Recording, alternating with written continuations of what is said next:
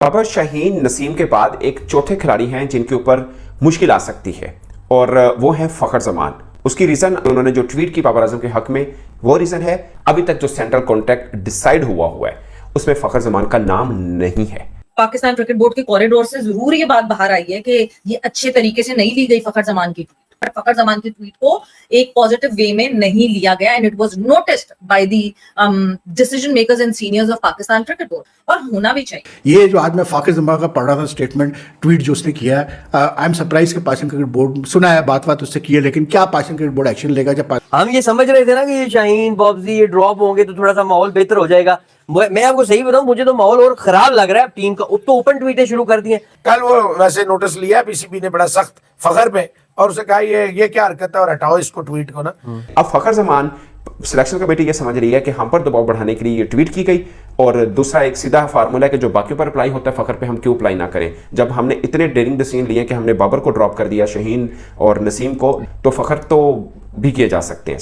अब आप खुद देख लें कि फखर जमान कॉन्ट्रैक्चुअल एम्प्लॉय है और पाकिस्तान क्रिकेट बोर्ड उनका एम्प्लॉयर है। हाँ। उन्होंने एम्प्लॉय ने डिसीजन लिया, एम्प्लॉय उसको सोशल मीडिया पे पब्लिकली डिनाई कर रहा है। ये मजाक उड़ाया जा रहा है पूरी दुनिया में आपका है। और मैं उस पे आके ट्वीट करूं कि वो कैसे ये कर सकते हैं, वो फलाना ये कैसे कर सकते हैं, तो सॉरी दूसरे ही दिन मेरा टर्मिनेशन लेटर मेरे मुंह पे आ जाए। How can an employee go against their employer? एक तो ये कि Virat Kohli is someone who, इस पर अगर आप स्टेचर देखें दोनों का, तो कहाँ बाबर आजम की अचीवमेंट्स और कहाँ विराट कोहली की अचीवमेंट, दोनों में बड़ा फर्क है। लेकिन बहरहाल हमारी नेगेटिविटी इतनी है पाकिस्तान क्रिकेट के सेटअप में इस वक्त कि यार क्या करें। मेरा फखर जमान है, क्या कमाल केस हुआ है। फखर वाला तो किसी सूरत में काबिल माफी नहीं है। और अब देखिए, अगर आपने रिप्रिमेंड ना किया, आपने एक्शन ना लिया, आपने अगर फखर जमान को कान ना, नसीम के बाद एक चौथे खिलाड़ी हैं जिनके ऊपर मुश्किल आ सकती है और वो है फखर जमान।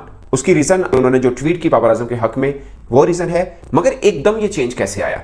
और अब भी बाबर आजम को और शाहीन को निकालने पर शान मसूद, गिलेस्पी और अजहर महमूद ने रेजिस्ट किया, मगर बावजूद उनके रेजिस्टेंस के, गिलेस्पी की रेजिस्टेंस के, तब भी उनको निकाल दिया गया।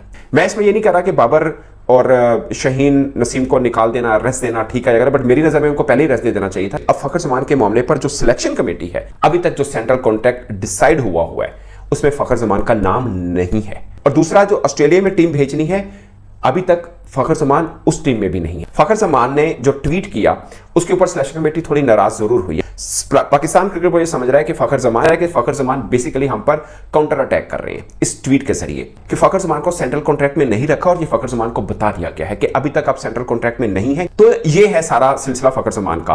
अब पाकिस्तान क्रिकेट बोर्ड ये समझ रहा है कि फखर जमान को पता है कि मैं सेंट्रल कॉन्ट्रैक्ट पास नहीं कर पाया, तो शायद ये पाकिस्तान क्रिकेट बोर्ड के ऊपर या सिलेक्शन कमेटी के ऊपर दबाव डाल रहे हैं ट्वीट के जरिए कि वो बाबर आजम के साथ खड़े हो सकते हैं, बाबर आजम के साथ खड़े भी हो, मगर बेसिकली इनडायरेक्टली वो दबाव भी डाल रहे हैं कि जो बाबर, शाहीन और नसीम के साथ किया। हाइलाइट्स में आपने देख लिया है कि बाबर आजम को ड्रॉप करने पर पाकिस्तान के साबिक खिलाड़ी और जो कुछ सेंट्रल कॉन्ट्रैक्ट के खिलाड़ी हैं फखर जमान, उनकी बहुत बड़े बयानात सामने आए हैं। फखर जमान का कहना है कि बाबर आजम की बहुत ज़्यादा परफॉर्मेंसेज हैं पाकिस्तान के लिए और उन्हें यूं ड्रॉप नहीं करना चाहिए था। ये एक पीसीबी की जानिब से खिलाड़ियों पर मनफी असरात पड़ सकते हैं।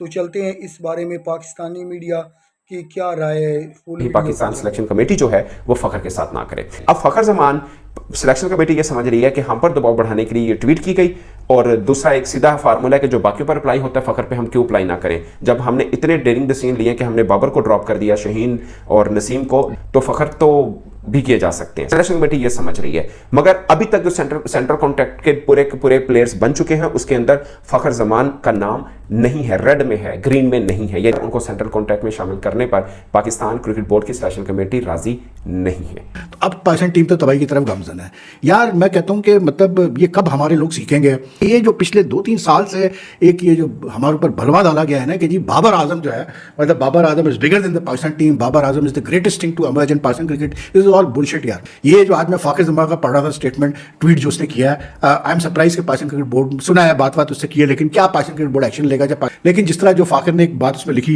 विराट कोहली से कंपैरिजन किया और एक बात लिखी कि जी the best batsman to come out of Pakistan. नहीं यार, क्या पता कि यार बाबर आजम कहाँ कहाँ स्टैंड करता है और बाबर आजम से कितने बेहतर बैट्समैन पाकिस्तान ने प्रोड्यूस किया, हमने तो देखा है तो हमें पता है। तो मुझे हंसी आती कभी, और ये मतलब कान पक गए यार सुन सुन के, और आंखें तक गई है देख देख के कि जी बाबर आजम जो है वो ग्रेटेस्ट बैट्समैन प्रोड्यूस किया पाकिस्तान ने। कहाँ से ग्रेटेस्ट यार? आज विराट कोहली की मिसाल दी जा रही थी कि जी विराट कोहली को बड़े चांसेस दिए गए, उसको नहीं ड्रॉप किया। वो भाई विराट कोहली को इसलिए चांसेस दिए गए क्योंकि एक तो ये थी कि इंडियन टीम जीत रही थी। सबसे बड़ी चीज ये कि Indian team, Virat Kohli fail हो, रोहित शर्मा हो, कुछ भी हो, फेल हो, Indian team find ways to win. एक 50 नहीं उससे लास्ट 18 इनिंग्स में हो सके हैं, और आप कह रहे हो कि नहीं जी इसको और चांस देने चाहिए। मतलब इसके बगैर पाकिस्तान टीम चल नहीं सकती। क्यों भाई?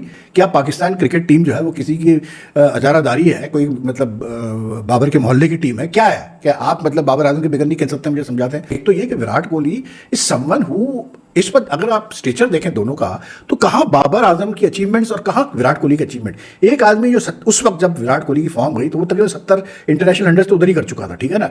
तो एक बंदा जिसने 70 इंटरनेशनल 100 प्लस 70 प्लस इंटरनेशनल 100 किए हुए हो, उसको आप कैसे बढ़ा सकते हो यार? दोनों में बड़ा फर्क है। लेकिन बहरहाल हमारी नेगेटिविटी इतनी है पाकिस्तान क्रिकेट के सेटअप में इस वक्त कि यार क्या करें। मेरा फखर जमान है ना, क्या कमाल केस हुआ है। फखर जमान को कहाँ पता कि जी विराट के क्या स्टैट है, वो स्टैट है, फला स्टैट है, लेकिन ये कौन सा तरीका स्कीम। अब आप खुद देख लें कि फखर जमान कॉन्ट्रैक्चुअल एम्प्लॉय है और पाकिस्तान क्रिकेट बोर्ड उनका एम्प्लॉयर है। हाँ। उन एम्प्लॉय ने डिसीजन लिया, एम्प्लॉय उसको सोशल मीडिया पे पब्लिकली डिनाई कर रहा है। ये मजाक उड़ाया जा रहा है पूरी दुनिया में आपका है यार। ये मुझे समझ नहीं आता, दुनिया में कौन सी क्रिकेट देखी जाती है। ठीक है, विराट अगर आउट ऑफ फॉर्म था तो विराट उस पर भी 50 तो विराट की फिर भी आ रही थी। नहीं, और अगर विराट आउट ऑफ फॉर्म था तो what it has to do with someone like Babar Azam who is a Pakistani player. मुझे आप ये बताना कि विराट अगर आउट ऑफ फॉर्म था, आज अब विराट के बैरियर को, विराट की फिटनेस को तो कंपेयर नहीं किया आज तक आपने। विराट की जो मेंटल इन्वेस्टमेंट उसने की है तो उसके ऊपर तो फखर जमान या बाबर आजम ने आज तक नहीं बोला।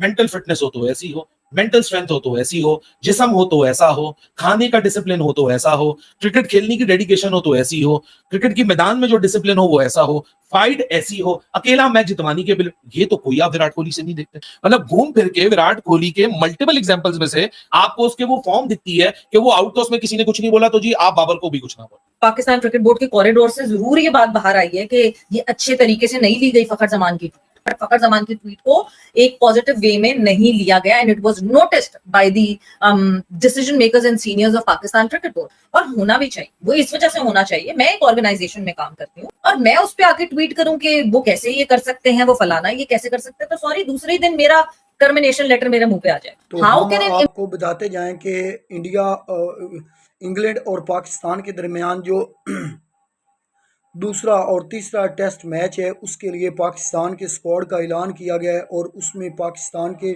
साबिक कप्तान बाबर आजम को भी ड्रॉप कर दिया गया है, शाहीन अफरीदी को ड्रॉप किया गया है, नसीम शाह को ड्रॉप किया गया है, सरफराज को ड्रॉप कर दिया गया है, इब्रार अहमद को ड्रॉप किया गया है। ये 5 पाकिस्तान के स्क्वाड में जो चेंजिंग है वो देखने को मिली हैं, और पाकिस्तान के कुछ ऐसे क्रिकेटर हैं जो बाबर आजम के ड्रॉप होने पर काफ़ी ज़्यादा हलचल मच रही है।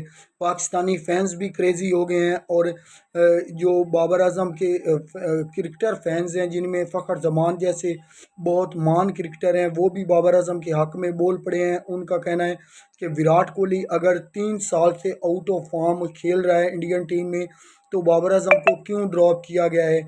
ये एक बहुत बड़ी जो है वो मनफी असरात पीसीबी की जानिब से खिलाड़ियों के ऊपर पड़ रहे हैं कि खिलाड़ियों की कदर नहीं की जा रही।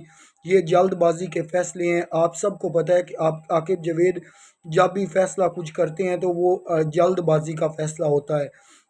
उन्होंने बहुत जल्दबाजी की है बाबर आजम को ड्रॉप करके, और हम आपको बताते जाएं ये पाकिस्तान के लिए अच्छी खबर नहीं है कि बाबर आजम जैसे स्टार प्लेयर की भी इज्जत नहीं की गई।